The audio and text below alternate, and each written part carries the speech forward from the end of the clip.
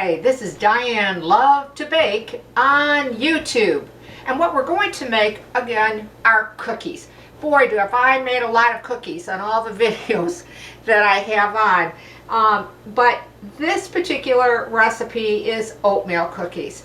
But I want to call them cinnamon oatmeal cookies because I think they're, you can really taste that cinnamon. If you're looking more for a traditional oatmeal cookie and you don't like a lot of cinnamon, maybe you might not like this recipe, but you can always cut it down, and I'll explain that as we go along. But they make nice, large, big cookies, and of course you can make them whatever size they want, but I get about 20 out of this recipe, and you're going to get a lot more if you make them smaller. But anyway, let's get started. Now, I no longer put the ingredients or recipe below the video, and I'm really sorry about that. But if you are interested in trying this recipe, hopefully you can maybe grab a piece of paper and pencil or pen and jot it down. And hopefully I'll go through slowly enough, clearly enough, that you'll be able to get all the ingredients, okay? So we want to start off with butter. And you'll need 2 sticks of butter. Now, if you have the unsalted, it is really good for this recipe, but if you don't, go ahead. I've done it both, and I never had people complain about the texture or the taste or whatever.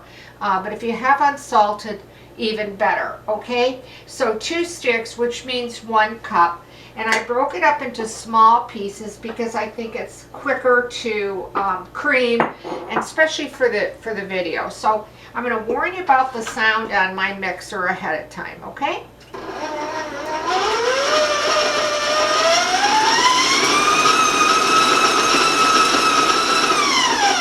Now, you can certainly make this recipe with your hand mixer. I like to use my stand because it's a lot faster for the video, and I don't have to keep you so long if you are interested in watching. So cream that, and again, it might take you a minute. That was very fast due to the video, but it might take you a minute or 2 depending on the machine you're using and the speed that you're using.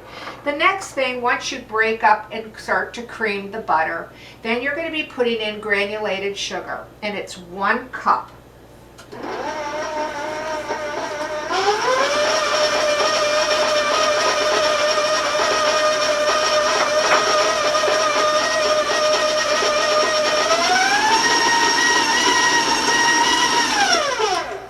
Till they're very well combined as well.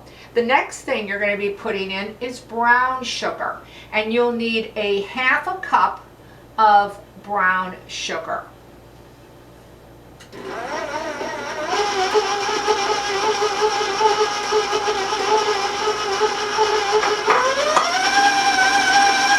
I'm going to turn up the mixer a little so it's going to be loud, okay?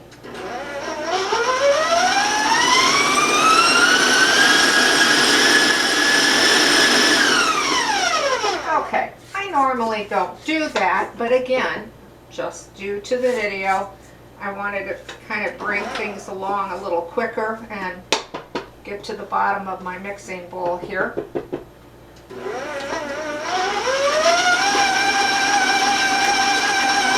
Alright, once that becomes all together and smooth, and that might take you a minute, maybe take you 2 minutes.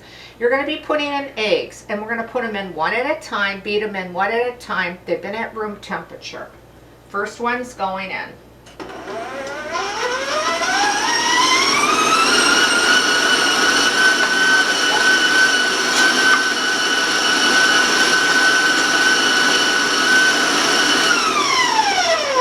Okay. Then once again, I like to clean the sides. Take a peek at the bottom.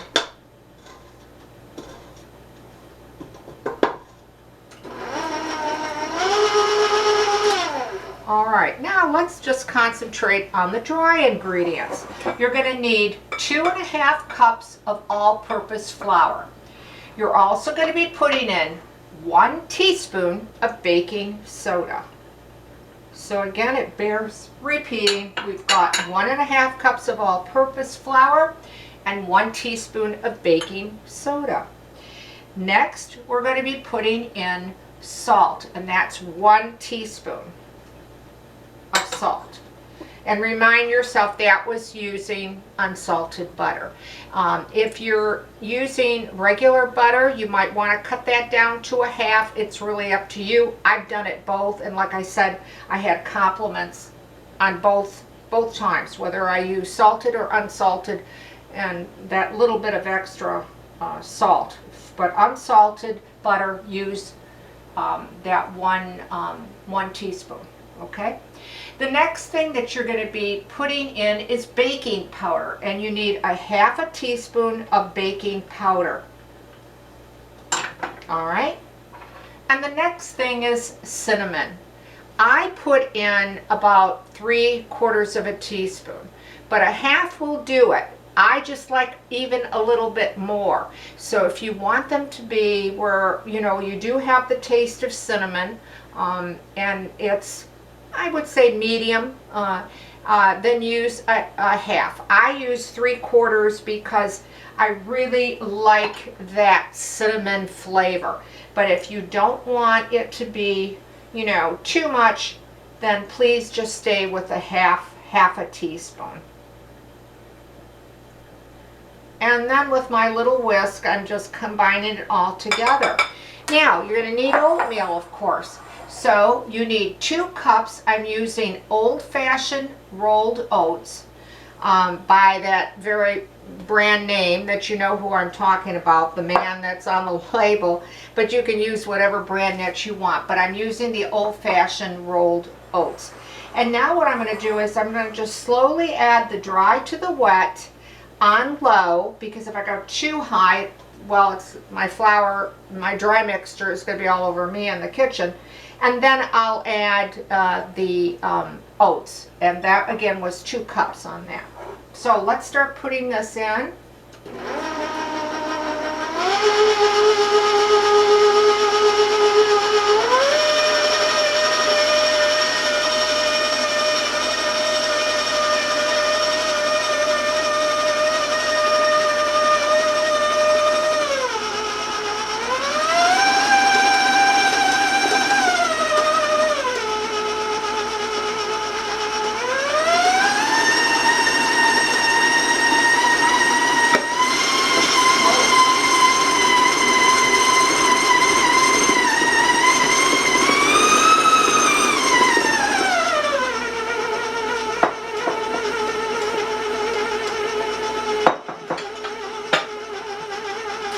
Okay, as you saw, I went up a little bit on speed, so it did kind of go over a little bit here.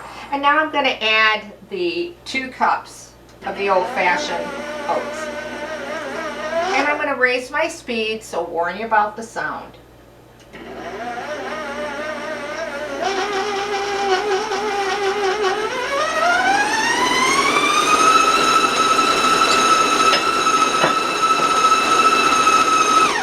Okay, and I really turn it up at the end because I want even distribution of the oats, and again, to move it along.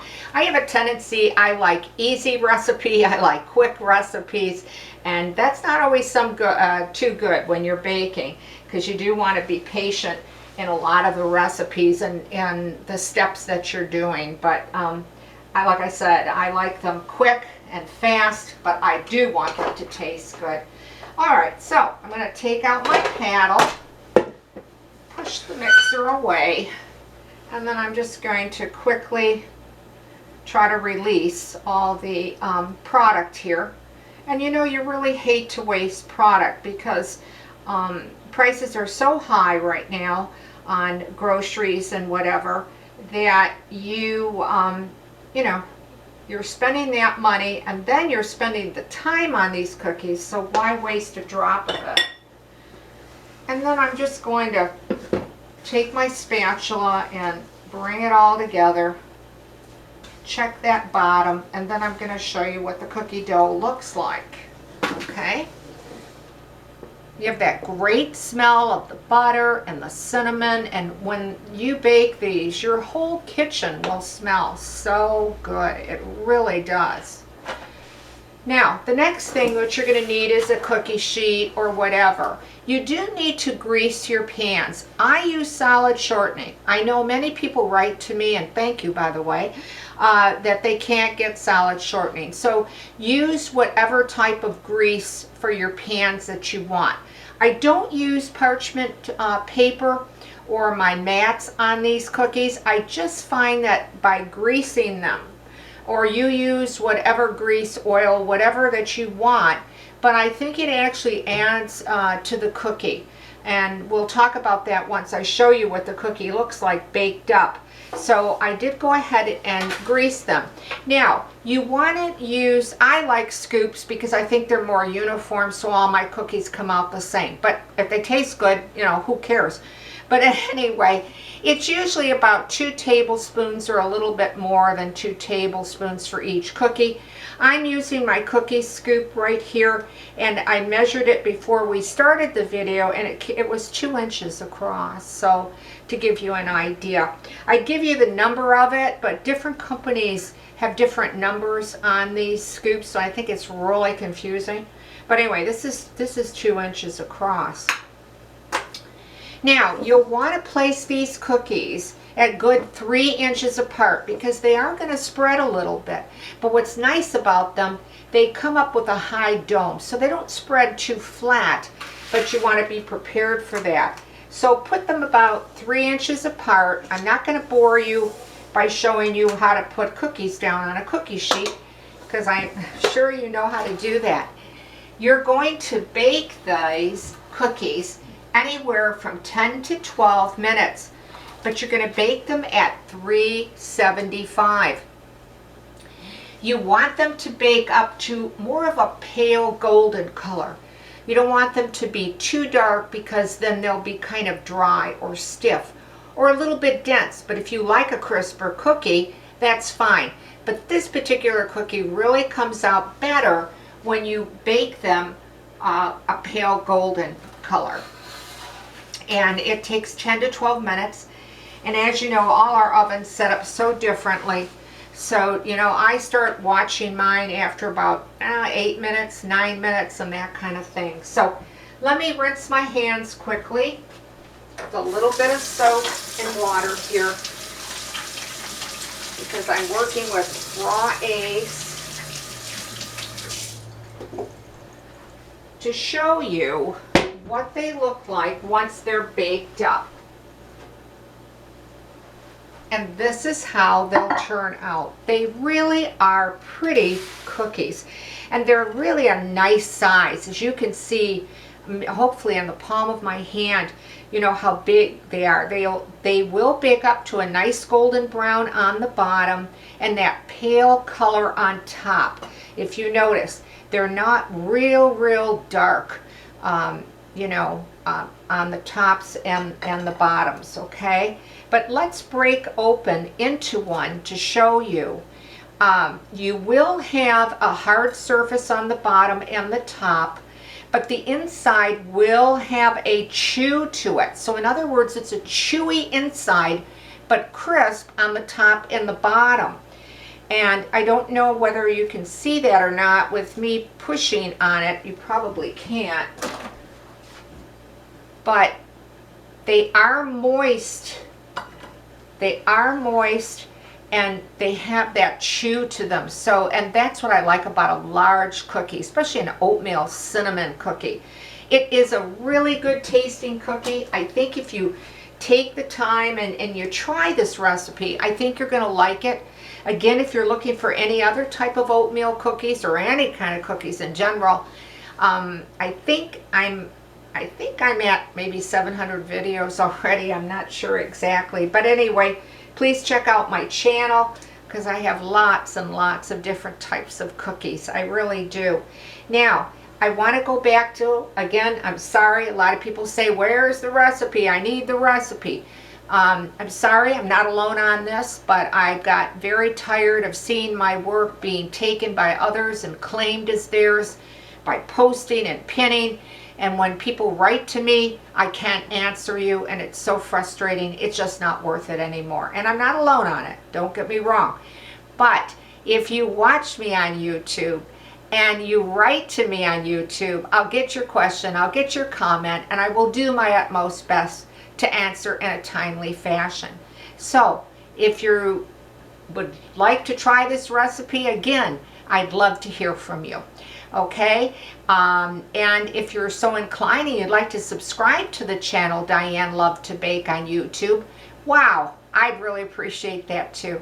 So thank you for watching Diane Lovetobake on YouTube. Stay well, stay safe, and I'll see you soon.